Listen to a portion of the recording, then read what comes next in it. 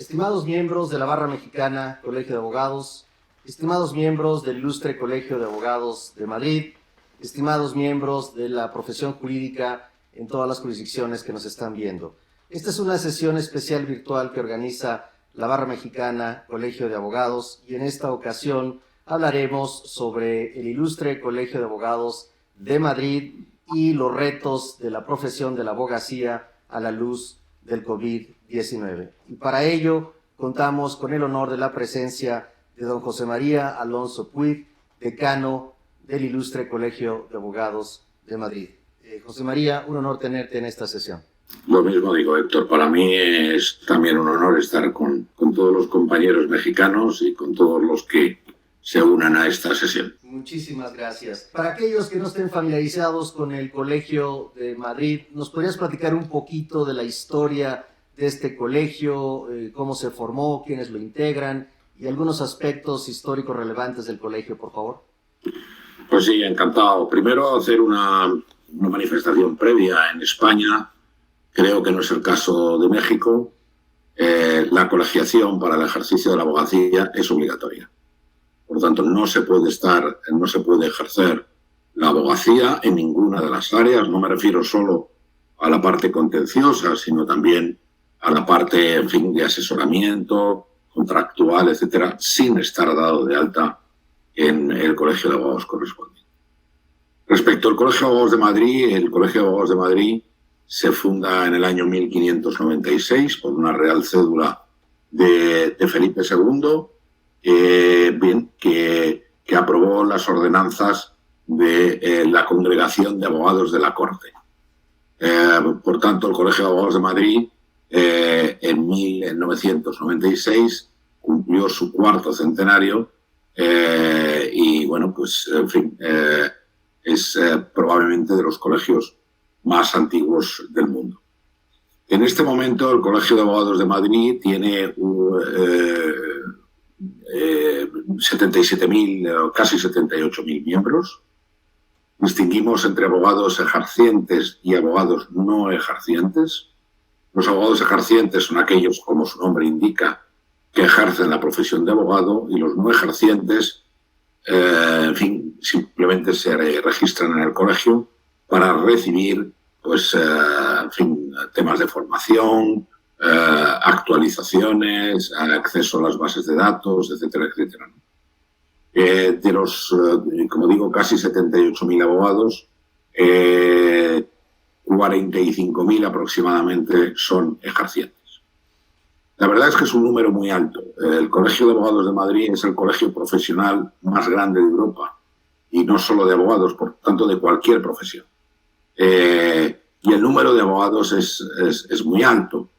Por ejemplo, el Colegio de Abogados de París pues tiene escasamente 30.000 abogados ejercientes, cuando la población de París es más del doble de la población de Madrid.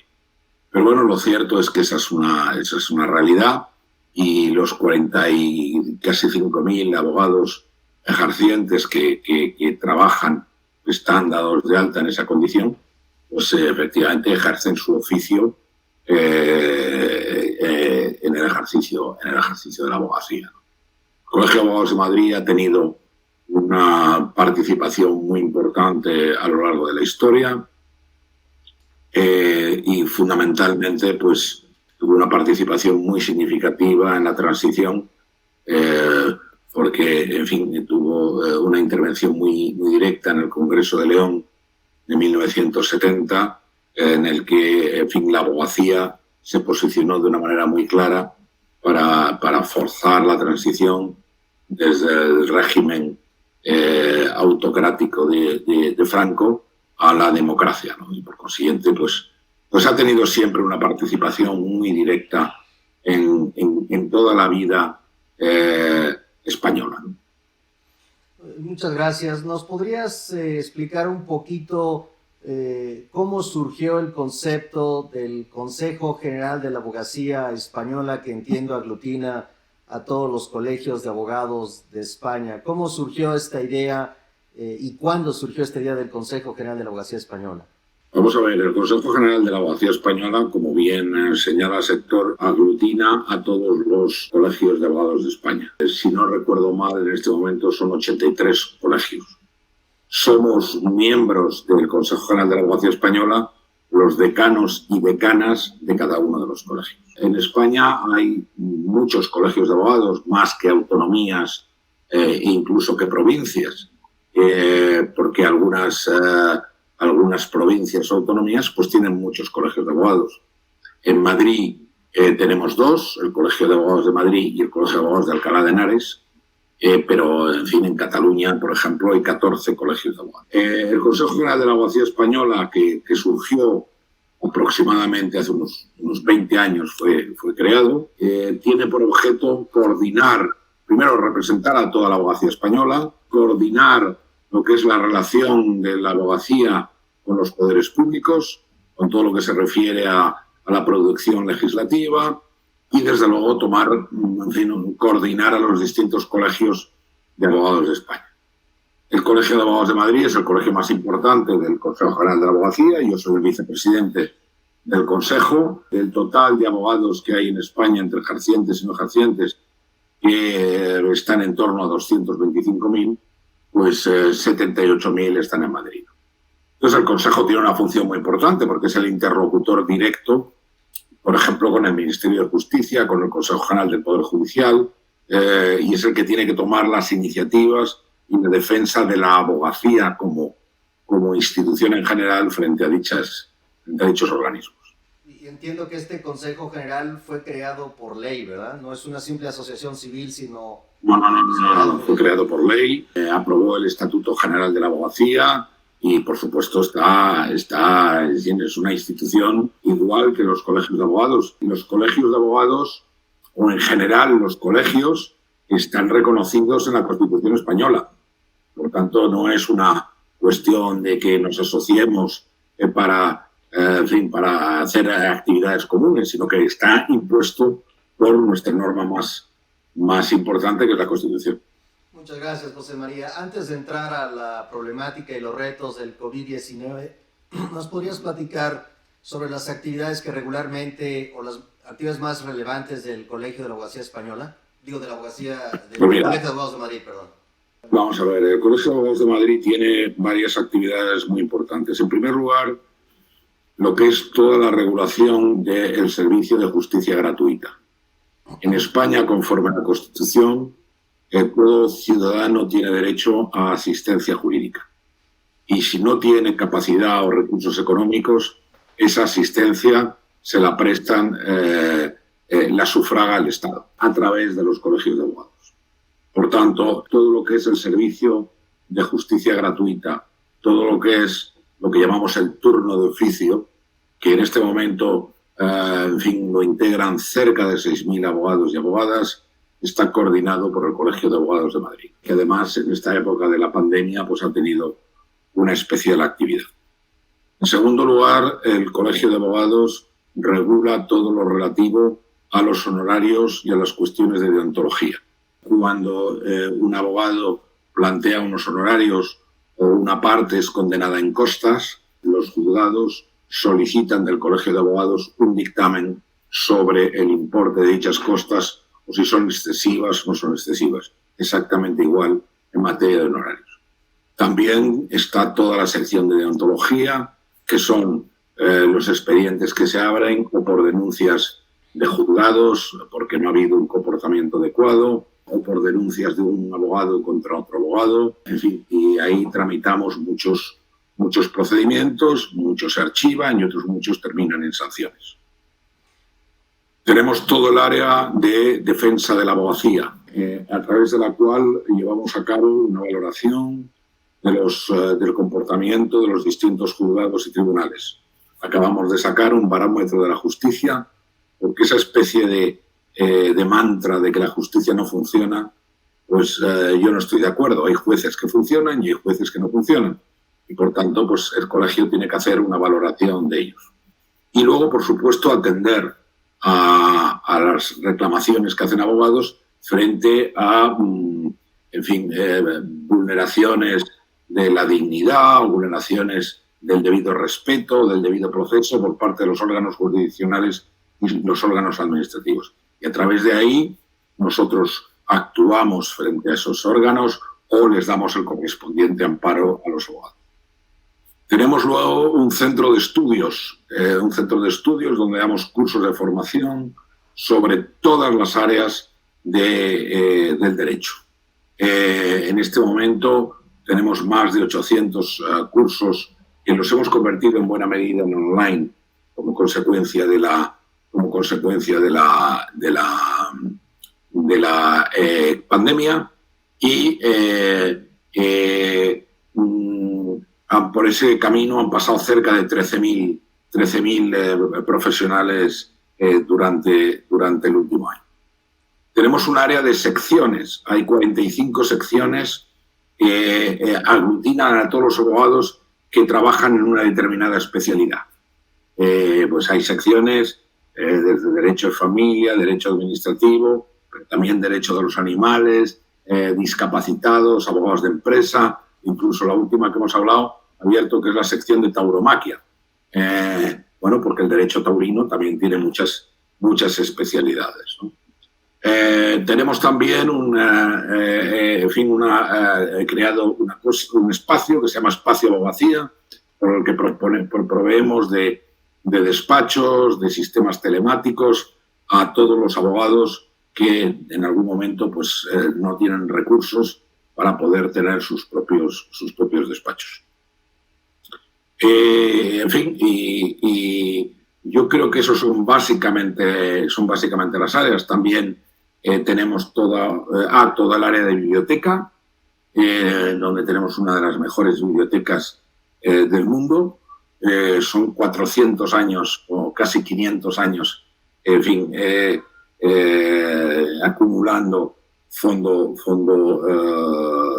literario, además de que tenemos bases de datos que hemos llegado a acuerdos con las más principales editoriales, que esas bases de datos se proporcionan a los abogados de una forma pues a unos precios bastante reducidos. Muchas gracias, José María. Efectivamente, la pandemia del coronavirus ha pegado muy fuerte en todas las jurisdicciones y nos gustaría conocer cuál ha sido el efecto del COVID-19 en Madrid, particularmente en las actividades de la profesión jurídica, particularmente en los temas de actividades jurisdiccionales, en los temas de las actividades del Colegio de Abogados de Madrid y cualquier otro tema relevante de la práctica jurídica. Si nos puedes hacer el favor.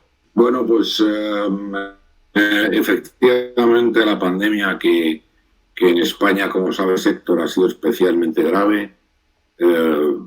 Si los datos que proporciona el gobierno son los datos correctos, tenemos cerca de 28.000 fallecidos como consecuencia de la pandemia. Ha afectado también a un importante colectivo de abogados. Entonces hemos tenido que afrontar distintos problemas. En primer lugar, respecto de todos aquellos abogados que tenían que atender a víctimas de delito o a delincuentes que habían sido detenidos por la policía, una primera época que fue bastante complicada, no había los correspondientes kits de protección. Yo creo que al gobierno le cogió de una manera absolutamente no adecuadamente prevista y pues no había los correspondientes sistemas de protección. Tuvimos que hacer grandes esfuerzos porque además casi todos los materiales eran expropiados para dárselo a los sanitarios. Y bueno, pues para conseguir mascarillas, para conseguir guantes, para conseguir gel hidroalcohólico, en fin, y todo eso se consiguió. En segundo lugar, tuvimos una negociación con la policía y con demás fuerzas y cuerpos de seguridad del Estado para que no exigieran la presencia física del abogado para la atención a los detenidos.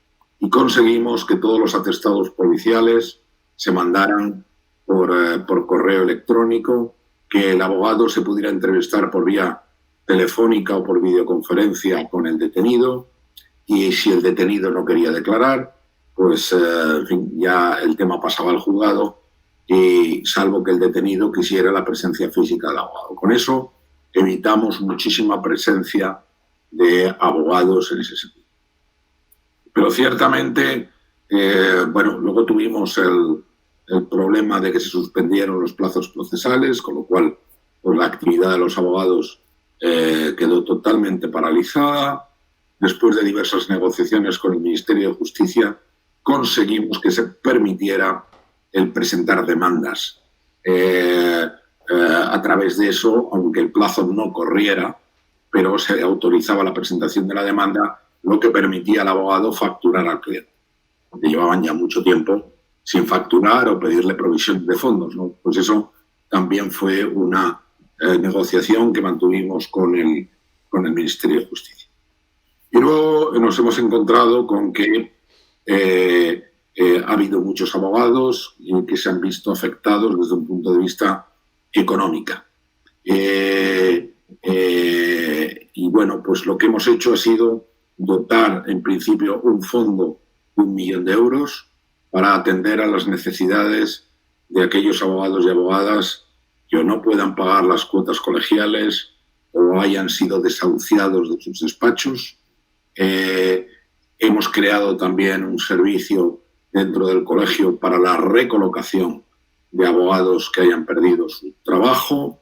Hemos conseguido de las principales editoriales el que durante un periodo que cubra todo el año 2020 las bases de datos sean puestas a disposición de los abogados de forma absolutamente gratuita. El centro de estudios, los cursos, hemos reducido a la mitad el coste de los cursos, y aquellos que justifiquen tener unos recursos inferiores a una determinada cantidad pueden acceder a dichos cursos de una forma gratuita. Y luego, como te comentaba Héctor, el espacio de abogacía que teníamos ahí lo vamos a poner a disposición de todos los abogados y abogadas para que puedan tener despachos, para que puedan tener ordenadores, para que puedan, en fin, tener todos los medios y todos los instrumentos para poder atender a sus clientes. En fin, hemos hecho todo lo que hemos podido, es decir, para poder dotar ese fondo de 1 millón de euros hemos tenido que reducir partidas que ya estaban previstas para otro tipo de actividades, pero bueno, es decir, yo creo que en este momento todos nos tenemos que volcar. También hemos conseguido que el Consejo General de la Abogacía Española dote otro fondo de otro 1 millón de euros. En fin, ya sé que no son cantidades suficientes, pero sí para poder sufragar las necesidades más urgentes. Y finalmente, lo que ofrecimos fue para todos aquellos abogados y abogadas que tuvieran problemas para el pago de las cuotas, aplazarle las cuotas de este año y pudieran, en fin, prorratearlas a lo largo del año que viene, y si no pueden, pues ya veremos cómo se prorratean en un periodo más largo, ¿no? Muy bien, muchas gracias, José María. En diversas jurisdicciones hemos visto programas agresivos en los que los poderes judiciales están implementando tecnologías, equipos para impulsar fuertemente los juicios en línea. ¿Cuál es el caso de los tribunales de Madrid a este respecto? Bueno, efectivamente hubo un decreto del Ministerio de Justicia de agilización de la justicia, en el que se determinó que en todos aquellos casos donde fuera posible se utilizaran medios tecnológicos. Yo creo que eso va a ser posible en jurisdicciones como, por ejemplo, la jurisdicción civil o mercantil. Va a ser mucho más difícil en el ámbito de la jurisdicción penal. Pero bueno, es decir, lo que es importante, que es lo que hemos dicho al Ministerio de Justicia, no solo el que se dote a los juzgados de los medios tecnológicos necesarios, que se forme a los jueces y demás funcionarios de la Administración de Justicia, y luego que se establezca una directiva con carácter general, porque los jueces, supongo que en México pasará lo mismo, pues se consideran, en fin, los dueños de su propio juzgado, y uno decide que puede ser por vía telemática y otro decide que no puede ser por vía telemática. Entonces, lo que estamos insistiendo es que haya una instrucción muy directa y muy concreta para que todos funcionen por vía telemática. hay muchas actuaciones que no necesariamente tienen que ser presenciales, que se pueden hacer a través del sistema que tú y yo estamos haciendo.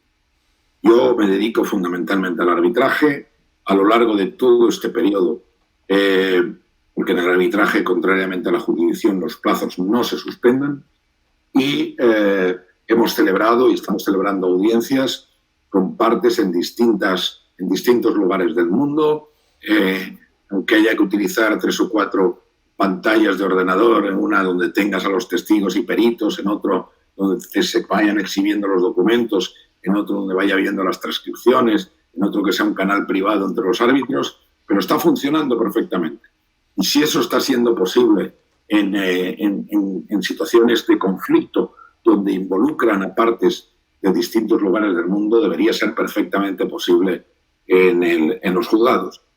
Yo creo que esta pandemia tiene muchísimas consecuencias muy negativas, pero una positiva es en fin, que este momento pues tú y yo podamos estar hablando a través de este sistema y yo me pueda dirigir a los abogados y abogadas mexicanos, cosa que probablemente no hubiera sido posible, puesto que en este momento no se puede coger un avión de Madrid al DF, ¿no? Entonces, bueno, pues yo creo que esto ha venido para quedarse, y uno de los grandes retos que tenemos la abogacía es en fin, saber utilizar estos medios, formarnos, y yo creo que con eso ganaremos pues, en eficacia, ahorraremos costes a los clientes, en fin, yo creo que es algo muy positivo. La pandemia ciertamente ha causado una parálisis, si no total, en la mayoría de las actividades jurisdiccionales, y muy probablemente esto en las diversas jurisdicciones va a generar un retraso de los procedimientos o de los juicios que se estaban llevando, es decir, una acumulación de lo anterior, más las nuevas controversias que deriven de la misma pandemia, incumplimientos de contratos por imposibilidad de cumplir, etc. En ese sentido, los medios alternativos de solución de controversias parecen ser una alternativa interesante para compensar, digamos, ese déficit o esa sobrecarga en los tribunales. ¿Qué comentarios te merece el tema de los medios alternativos como una medida para compensar el retraso en las actividades jurisdiccionales? Pues como bien dices, Héctor, aparte de en fin, la carga normal de los juzgados, que ya en España los tiene bastante atascados, se va a sumar una cantidad de litigiosidad importantísima. A lo largo de este periodo se han llevado a cabo muchos ERTES, expedientes de regulación temporal de empresa, que luego pues, pueden dar lugar a litigiosidad en el plano social si luego ese ERTE no ha seguido de la recolocación del trabajador o no. Va a haber muchísimos casos de concursos de acreedores, sobre todo en empresas pequeñas y medianas, en autónomos, y eso va a colapsar a los juzgados de lo mercantil. Como bien apuntabas, la llamada cláusula rebus sic stantibus, que se considera que es una cláusula implícita en todos los contratos, se va a convertir en explícita. Yo estoy convencido que va a haber muchas demandas que con base en la cláusula rebus sic stantibus o incluso invocando situación de fuerza mayor, van a pedir o la renegociación de los contratos o la resolución de los contratos. Todo eso va a producir, a mi juicio, un colapso extraordinario. Por eso yo creo que los medios alternativos de resolución de conflictos pueden ser una solución para eso. A mí me parece, por ejemplo, que la mediación, en términos de negociación contractual, de renegociación de los términos, pienso, por ejemplo, en los contratos de arrendamiento, donde puede mediarse entre el arrendatario y el arrendador sobre cuál debe ser el precio del contrato, o determinados otros tipos de contratos, yo creo que puede ser perfectamente posible. Y desde luego el arbitraje. El arbitraje, creo, yo soy un gran creyente del arbitraje, que en plazos muchísimo más cortos pues se pueden solucionar los problemas. Por ejemplo, en los juzgados de lo mercantil en Madrid, un 30% de los asuntos que llegan están relacionados con el transporte, pérdida de maletas, pérdida del vuelo, retrasos en los viajes, etcétera, etcétera. Estamos trabajando con la Comunidad de Madrid para que una corte que ya tienen ellos establecido en materia de derecho al consumo aglutine todas esas discusiones, de manera que por un precio muy reducido se pueda solucionar el problema de una manera muy rápida y descolapsar a los juzgados de lo mercantil, que probablemente se van a tener que dedicar lamentablemente a los temas de los concursos de acreedores. En fin, yo creo que es el momento para que estos medios alternativos adquieran todo su vigor. Los abogados somos los que debemos recomendar a los clientes la utilización de estos medios. Yo en Madrid veo una cierta reacción contraria, no se conocen bien, a uno le preocupa pues, la historia del one shot, que luego no puedo recurrir, etcétera, etcétera. Pero yo creo que los abogados tenemos que hacer una labor en este sentido de educación de los clientes para utilizar estos medios porque va en su beneficio. En el Colegio de Abogados de Madrid tenemos una corte de arbitraje con árbitros en todas las especialidades y un instituto de mediación que se llama Mediacam, que también tiene expertos en la materia, y yo espero que lo utilicen. Muy bien, pues aprovecho la oportunidad para que nos coordinemos y a la brevedad posible podamos organizar un evento conjunto sobre arbitraje, Barra Mexicana, Colegio de Madrid. Ya platicaremos. Sí, ojalá. Me encantará, Héctor. Estupendo. Pues efectivamente uno de los efectos principales del COVID-19 es el económico. Por supuesto el de salud es muy importante, pero va a haber un impacto económico sumamente relevante a nivel mundial y el sector de la abogacía no es ajeno a esos efectos económicos. Nuestros clientes van a sufrir una reducción en sus ingresos o van a entrar en concursos mercantiles o van a tener que renegociar muchos contratos, prestaciones y contraprestaciones.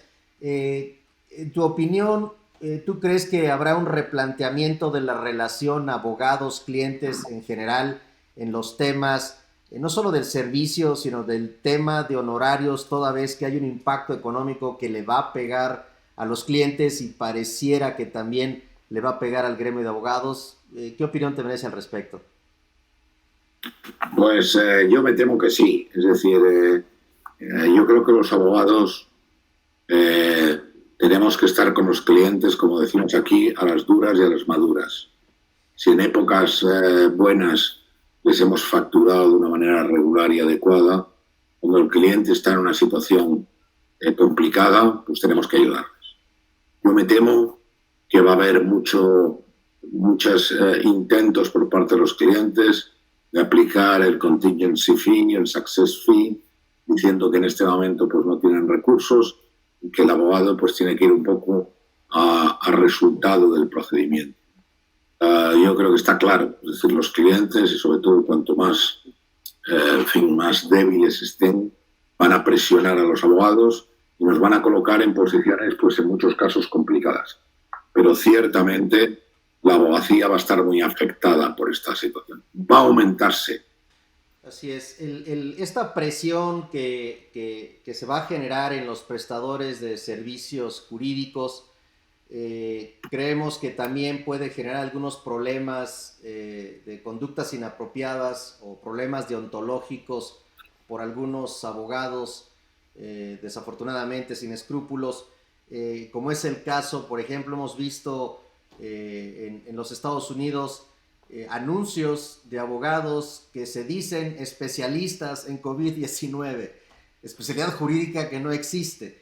En ese sentido, en el caso de España, particularmente en Madrid, ¿ustedes anticipan algún problema disciplinario o ético vinculado con el COVID-19 por ese tipo de información engañosa?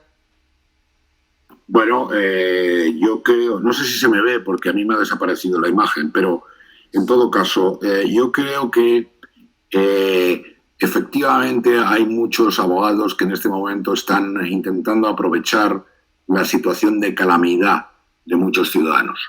En ese caso, el Colegio de Abogados no es contrario a los servicios pro bono. Lo que sí es contrario es a los temas de a los temas de publicidad. Nadie se debe aprovechar de la situación actual para intentar vender los servicios. Y tenemos en este momento varios expedientes abiertos a despachos de abogados que han hecho, yo qué sé, por ejemplo, ir a las funerarias y cuando están enterrando a un pobre, en fin, ciudadano que ha fallecido, ofrecerle los servicios testamentarios. Pues eso, lo que hemos hecho, desde luego, es abrir expedientes disciplinarios, porque el Estatuto General de la Abogacía Española prohíbe claramente esas prácticas. En fin, en nuestra profesión, como en otros, hay también mucho buitre y ciertamente el colegio tiene que estar muy atento para combatir ese tipo de actuaciones. Muy bien, un tema que siempre ha preocupado a la abogacía es el de la independencia del Poder Judicial como un presupuesto del Estado de Derecho con justicia y democracia. Y efectivamente, yo quisiera preguntarte, en el caso hipotético de que hubiera actos de autoridades administrativas o incluso acciones de los medios que se consideraran una afectación a la independencia del Poder Judicial o una intromisión o una influencia indebida respecto de las actividades del Poder Judicial. En ese caso hipotético, ¿cuál sería el papel del Colegio de Abogados de Madrid ante esas situaciones? Bueno, evidentemente el denunciar ese tipo de actuaciones, ¿no? Hombre, yo creo que en el caso español no tenemos, por supuesto siempre hay excepciones, pero no tenemos un problema de independencia del Poder Judicial. Es verdad que vivimos tiempos muy complicados. Recientemente ha habido un caso muy significativo en el que, como consecuencia del Día de la Mujer, del 8 de marzo, se autorizó una manifestación muy significativa, más de 100 y pico mil asistentes, donde se produjo pues, bastantes contagios, entre ellos varias ministras del gobierno, y bueno, pues se inició un proceso judicial contra el delegado del gobierno en la Comunidad de Madrid. La juez pidió a la policía judicial determinados, de investigación, y parece ser que hubo una intención por parte del Ministerio del Interior de hacerse con ese informe y de alguna manera intervenir en el informe, ¿no? Se ha organizado un gravísimo escándalo porque la Policía Judicial solo puede responder ante el juez. Ha habido comisiones parlamentarias y, desde luego, el Colegio de Abogados de Madrid ha dejado perfectamente claro que, si eso fuera el caso, la actuación sería absolutamente inaceptable. Porque por parte del Ministerio, al mismo tiempo, se cesó al jefe de la comandancia de la Guardia Civil en Madrid, que era el que estaba dirigiendo esa investigación. Por tanto, tenemos que estar muy atentos. Yo creo que va a haber muchísimas demandas contra la Administración, de sanitarios, de no sanitarios, porque no se han tomado las medidas, o se alega que no se han tomado las medidas oportunas. En fin, que, pues la Administración, no lo sé, en fin, pero siempre podría tener la tentación de interferir en el Poder Judicial. Yo creo que no va a ser el caso. El Poder Judicial, repito, es absolutamente independiente.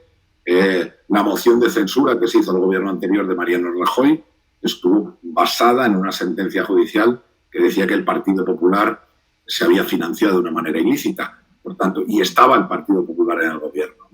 Entonces, bueno, pues yo creo que en este caso pues pasará lo mismo con el gobierno de coalición que está en este momento. O sea, que yo no creo que vayamos a tener un problema de independencia, pero desde luego el Colegio de Abogados va a estar muy atento y denunciará y tomará las medidas que considere corresponden en caso de que esa independencia se vea afectada. ¿La denuncia sería por el colegio de la comunidad autonómica correspondiente o sería por parte del Consejo de la Abogacía Española? No, yo creo que sería a través del colegio en la autonomía correspondiente. Muy bien. El ejercicio de la abogacía no puede entenderse sin el respeto al secreto profesional, que es un derecho y un deber del abogado. Sin embargo, hemos visto en varios países reformas legislativas que pretenden vulnerar este derecho de tal manera que obliguen a los abogados a proporcionar la información que en confidencialidad le entregó su cliente. Hemos visto también sentencias en varios países, incluyendo España, por cierto, en el que se ha obligado o se ha ordenado al abogado difundir o proporcionar a la autoridad información que se le entregó en confidencialidad, particularmente en temas fiscales o en temas de lavado de dinero. Entiendo que en España le llaman blanqueo de capitales, o en otros temas delicados. ¿Qué opinión te merece al respecto este fenómeno que está ocurriendo en muchas jurisdicciones del mundo? Bueno, yo creo que el secreto profesional es uno de los pilares en los que se sustenta el ejercicio de nuestra profesión, Héctor. Y la abogacía tiene que rechazar de una manera frontal cualquier ataque a este secreto profesional. La gran mayoría de las directrices en materia de secreto profesional están viniendo de la Unión Europea. Y como sabes, los países miembros de la Unión Europea tenemos la obligación de transponer a nuestro ordenamiento jurídico las directivas de la Unión Europea y que entren a formar parte del ordenamiento jurídico nacional. Lo que yo vengo a llamar, en fin, mordiscos o dentelladas al secreto profesional empezaron con el tema del blanqueo de capitales, donde había una obligación de denunciar al cliente cuando se consideraba que el cliente había cometido algún tipo de delito del que se derivara un blanqueo de capitales. Inicialmente, los delitos que se contemplaban eran aquellos relacionados con terrorismo, relacionados con tema de trata de blancas y pederastia. Pero luego se extendió a todo tipo de delitos que estuvieran penados con una pena por encima de los 6 años.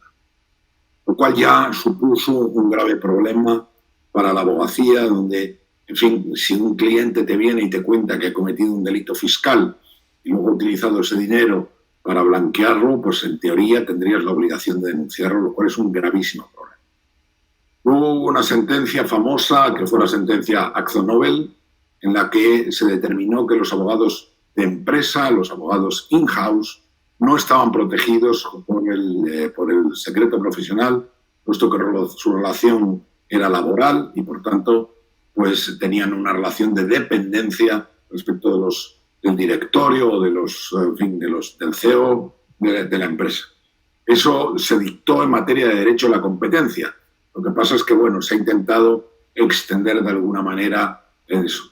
Desde luego, el Colegio de Abogados de Madrid se posicionó radicalmente en contra, porque el Estatuto General de la Abogacía, a la hora de hablar del secreto profesional, no distingue dónde se ejerce la profesión, si por cuenta ajena o por cuenta propia, en una empresa o fuera de una empresa. Y en ese caso, el Colegio está intentando dar amparo a los abogados in-house.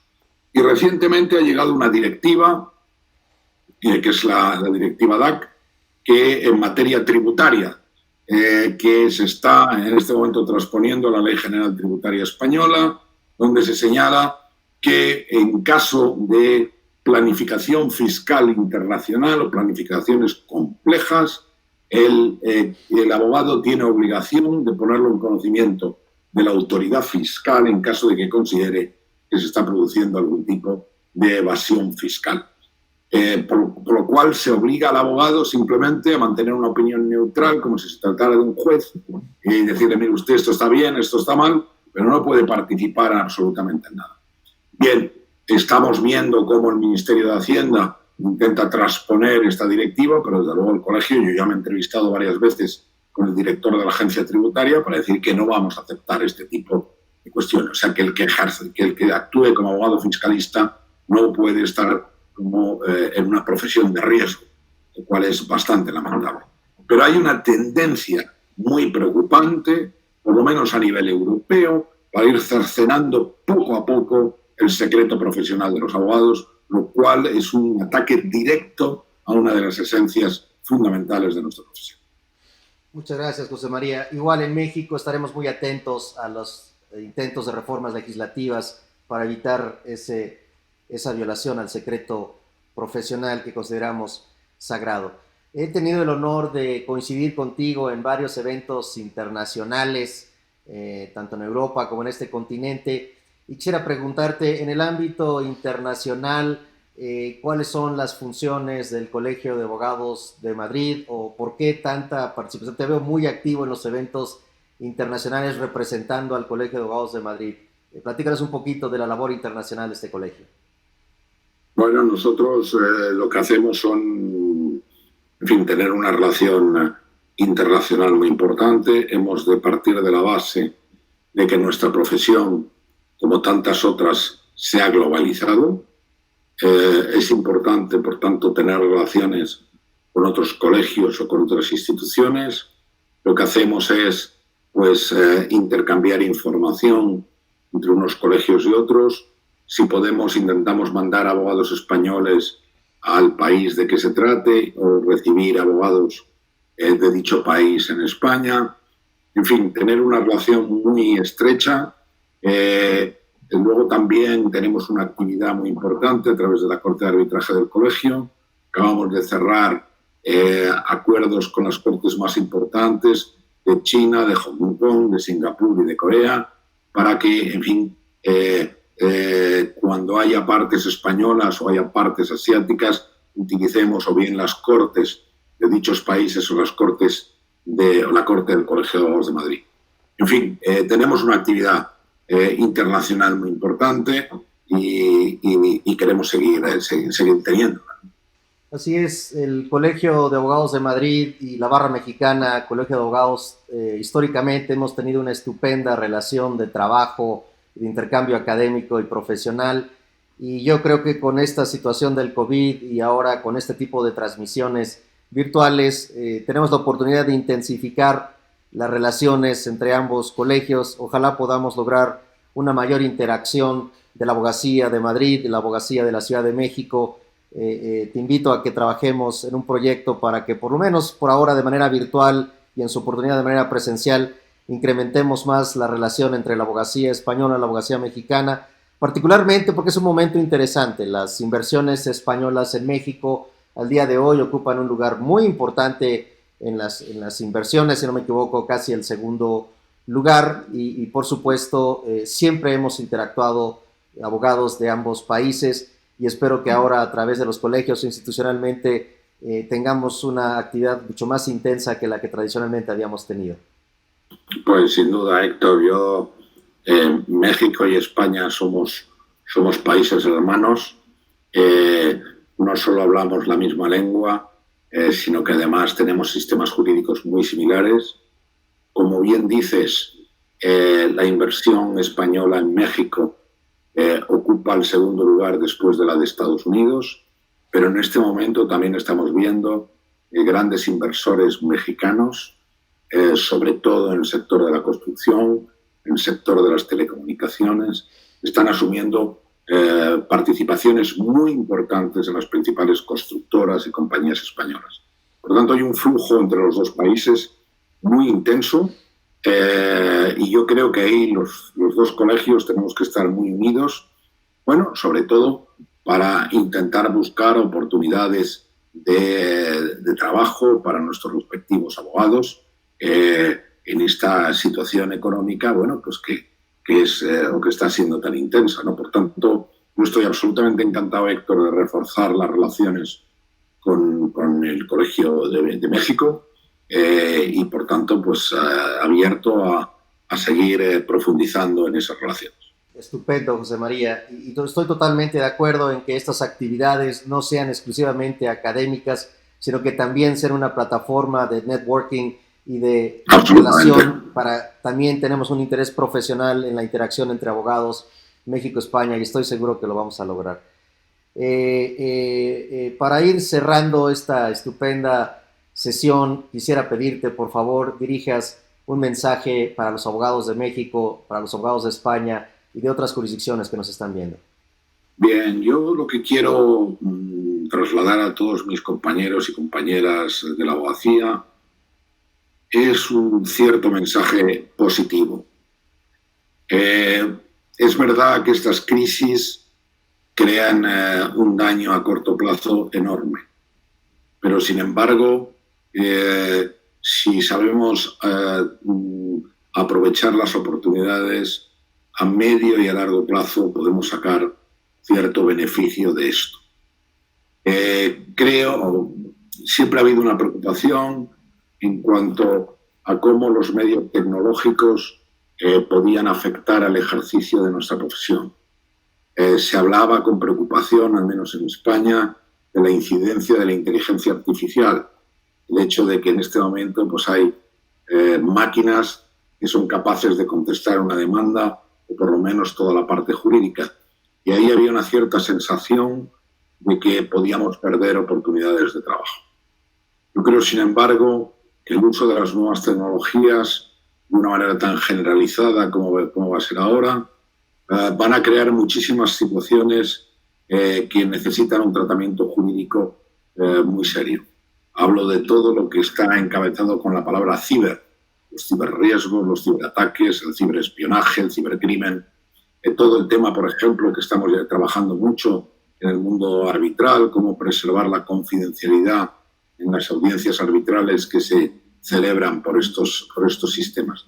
Todo eso requiere una regulación jurídica muy importante. Yo creo que la abogacía tiene que dar un paso muy significativo en este sentido. Por otro lado, yo creo, en España estamos luchando muy seriamente para que los abogados y abogadas tengamos una presencia mucho más importante en la sociedad civil. Ya no solo somos o defendemos el Estado de Derecho, defendemos la seguridad jurídica, sino que también somos operadores económicos importantes. Creamos riqueza, creamos puestos de trabajo, y por lo tanto tenemos que tener una participación muy superior en todo lo que es la elaboración normativa, en lo que es, en definitiva, la conducción de la sociedad. Creo que tenemos todos una oportunidad en este momento, tenemos que dar un paso adelante y yo, en fin, animo a todos mis compañeros y compañeras pues, que asumamos este reto, veamos dónde están las oportunidades y, sobre todo, ayudemos a nuestras respectivas sociedades y nuestros respectivos países a salir de esta gravísima. Muchísimas gracias, José María. Esta fue una sesión especial virtual organizada por la Barra Mexicana Colegio de Abogados, donde tuvimos el honor de la presencia desde Madrid de don José María Alonso Puig, decano del Ilustre Colegio de Abogados de Madrid. José María, muchísimas gracias por el honor de tu presencia.